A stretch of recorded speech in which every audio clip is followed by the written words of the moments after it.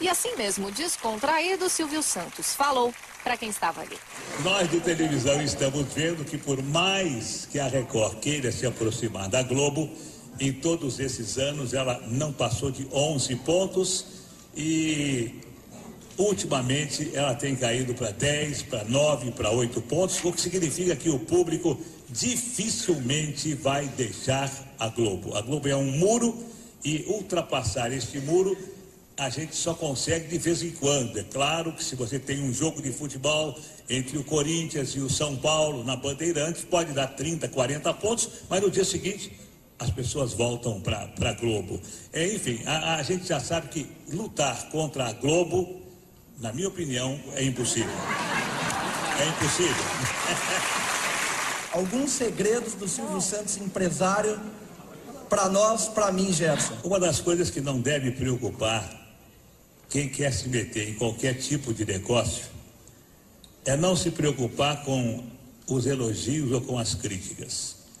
Se você vai entrar em qualquer mercado, não importa que esse mercado tenha um líder e que você nunca possa se aproximar do líder, se você não sonhar alto, se você administrar bem a sua empresa com os pés no chão, não se preocupando nem com o primeiro colocado, nem com o segundo, nem com o último colocado, se você fizer aquilo que a sua intuição manda e usar bom senso, deixando de lado a vaidade, você tem todas as possibilidades de conseguir o seu objetivo. Não tenha dúvida.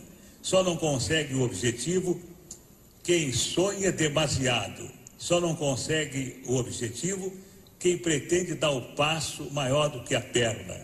Só não consegue o objetivo quem acredita que as coisas são fáceis. Todas as coisas são difíceis. Todas as coisas têm que ser lutadas. E quando você consegue uma coisa fácil, desconfie, porque ela não é tão fácil quanto parece. Continue trabalhando, continue apostando na sua intuição, continue com os pés no chão e não se importe com o que a sua esposa fala, com o que os seus filhos falam, com o que os seus amigos falam, se importe com aquilo que você vive o seu dia a dia. Pelo menos foi assim que eu consegui, de camelô a ser banqueiro. A maior audiência histórica do SBT, se não me engano, foi na transmissão de um jogo de futebol em 1995, final da Copa do Brasil, Corinthians e Grêmio. E depois disso, o SBT nunca mais voltou a investir na transmissão esportiva. Por quê? Eu me lembro de um ano que eu tentei competir com a Globo e que a minha proposta tinha sido até um pouco melhor do que a da Globo. Mas aí me responderam de que a Globo tinha uma cláusula preferencial e que se ela cobrisse a minha proposta, ela ficaria com os direitos. E depois dessa data eu vi que qualquer tentativa de se trazer o futebol para outra emissora que não fosse da Globo seria uma tentativa que não daria resultado. Eu criei as minhas filhas porque eu sempre sonhei em ter no Brasil uma vida como os americanos têm nos Estados Unidos. Eu sempre achei que a melhor maneira de se viver é se viver como um cidadão de classe média. Tudo aquilo que passa de alguém que possa ter o suficiente para viver como um cidadão de classe média, na minha opinião, a malucada, como eu já disse a vocês, é troféu.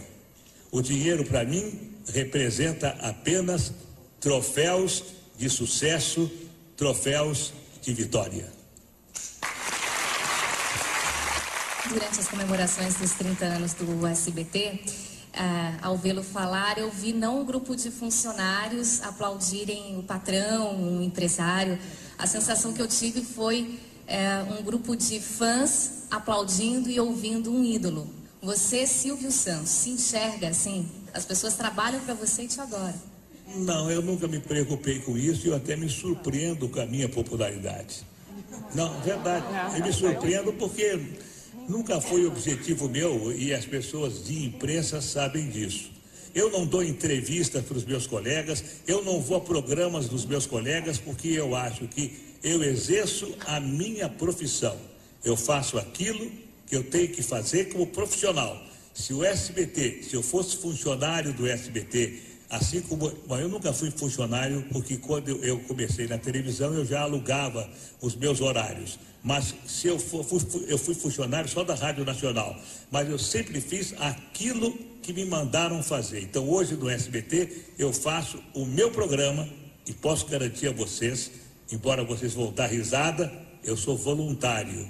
Eu não ganho absolutamente nada, verdade? Os dirigentes do SBT estão aí para que não me deixem mentir. O SBT não me paga absolutamente nada, nada. Eu ganhava 300 mil reais do Baú da Felicidade para fazer o programa do Baú. O Baú fechou, não me pagaram mais nada.